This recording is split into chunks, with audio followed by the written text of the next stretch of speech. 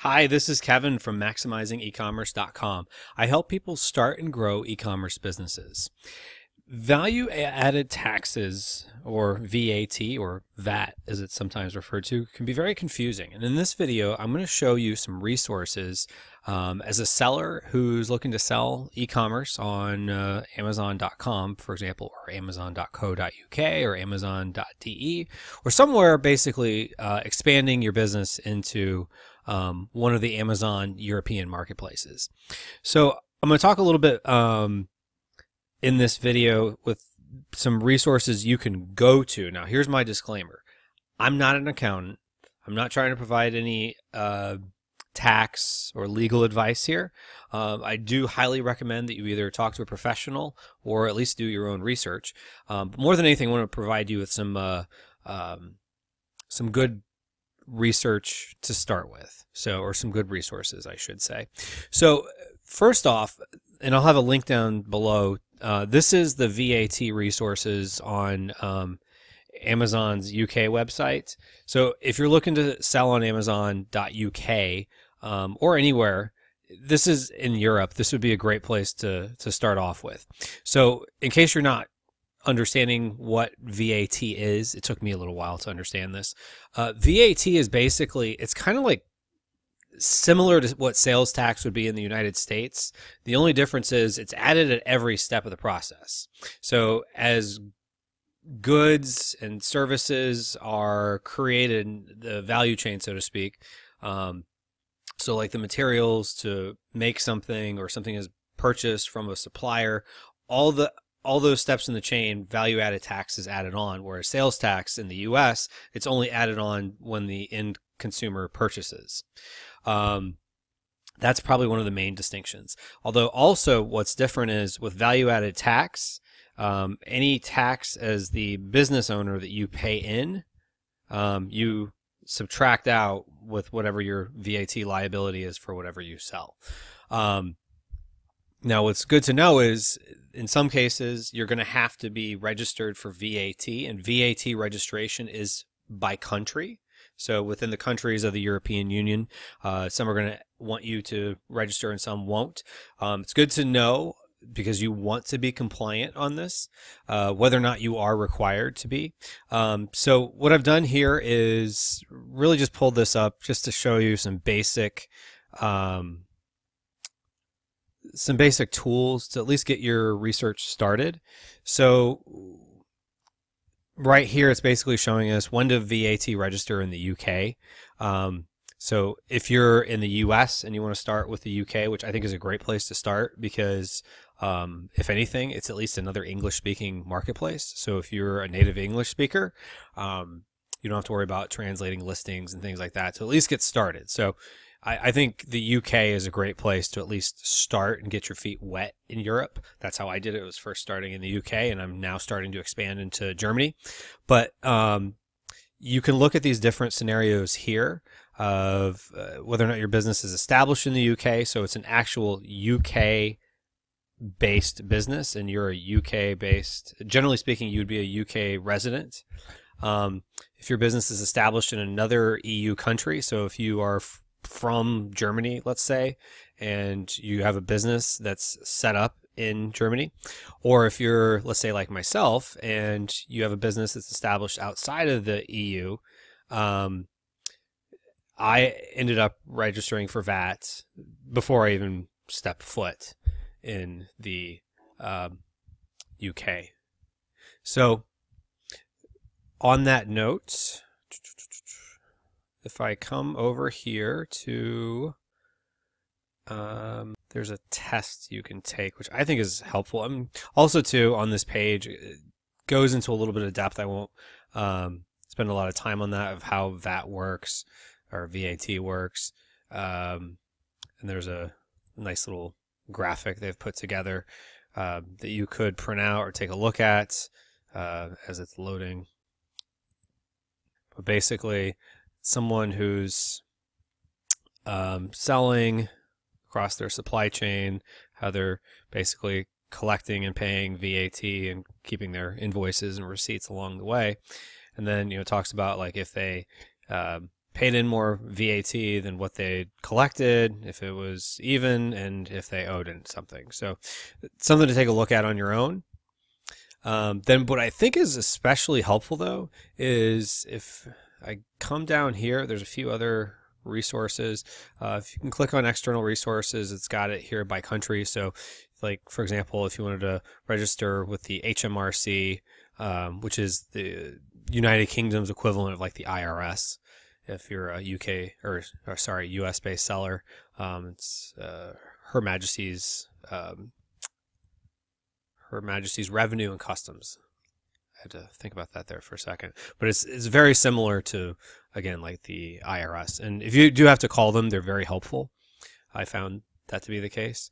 Now, what I would recommend you do is, based on your own situation, they've got this VAT test. Now, of course, it, like everyone else, is going to say you need to speak to a professional, which is very much the case. But this is at least a good way to kind of get a sense of what needs to, or what you need to register for and don't need to register for. So, for example, this says, please select the European countries where you already have a VAT number. So, for example, if you were registered in the United Kingdom because you were new to selling in Europe and you wanted to start selling in the UK and you were not a UK-based business. Now, if you are a UK-based business, whether or not you have to VAT register could be a different story. But what countries do you store inventory with fulfillment by Amazon? So let's say you were part of the European Fulfillment Network and you were registered in the United Kingdom. And which EU countries do you store inventory in? Let's say you stored really just in the UK. So maybe you just have inventory that you send it in, use a company like FBA Prep UK or something like that to prep your inventory. And other than that, the only other place it's in is Amazon fulfillment centers within the UK. So it's not in any other countries, which would be the case in European Fulfillment Network if you were UK based. Or your inventory was UK based. Which EU countries do you import goods from outside the EU? Now that question was a little awkward to me the first time I read it, but really what it means is where's everything coming into the European Union from? So if you're sending it from the US or sending it directly from China, or whatever the case is, they're really talking about like when the goods come into the European Union from outside the European Union. So if it's going from Germany to UK, that's not what they're talking about. So, but if it's coming from, let's say, China or the US or Turkey or someplace it's not an EU country, you'd put this right here. And so in this case, it's just we're going to put the United Kingdom.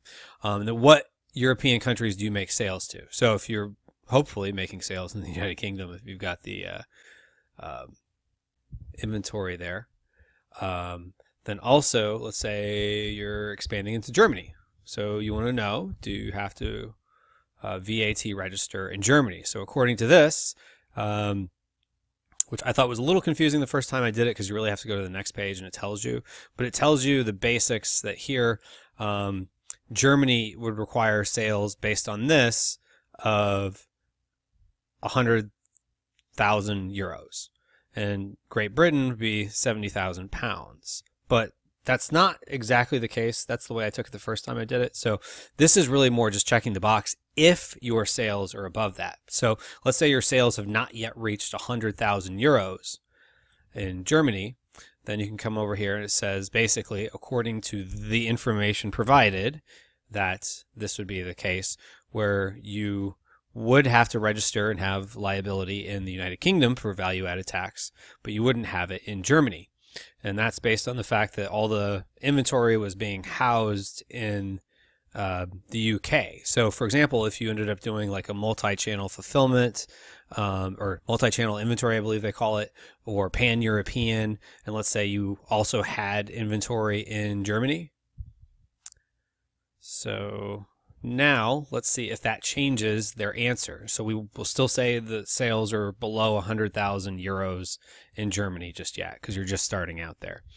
It's saying, wait a second here, and that's what that is in red. So based on the fact that inventory is stored in Germany, you would have new VAT registration requirements in Germany. So understand that whether you decide to get in the European fulfillment network or pan-European or multi-channel, or sorry, not multi-channel, but multi-country inventory, you definitely want to make sure that you understand the ramifications of that. And again, I'm not providing you any professional advice on that. I'm just more showing you a resource you could use in case you do have a situation or if it changes. Now also too, I would keep track of this at the time I'm doing this, which is in April 2017.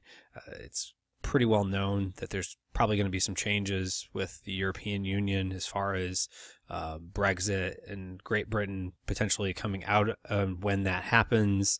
So know that this is probably going to change, but at least for now, this is a good litmus test. And then, of course, when things change, well, you just change with it. It doesn't mean don't take action in the meantime. In fact, I think sometimes before the big changes are the best time to take action because you're one step ahead of the curve. Sometimes it's better to roll with the changes when you're already amongst what's going on than if you're trying to figure things out from the sideline. That's my personal side note there. But I would say if you found this video helpful, I'd ask that you go ahead and click the thumbs up button down below and subscribe to the channel so that we can keep you informed as more videos get uploaded. And also feel free to leave a comment below or ask any questions. I try to respond to as many as possible and at least read them. And also you can visit us at maximizingecommerce.com to sign up for exclusive tips and resources. And thank you for watching this video and making it all the way to the end. I hope you have a great day.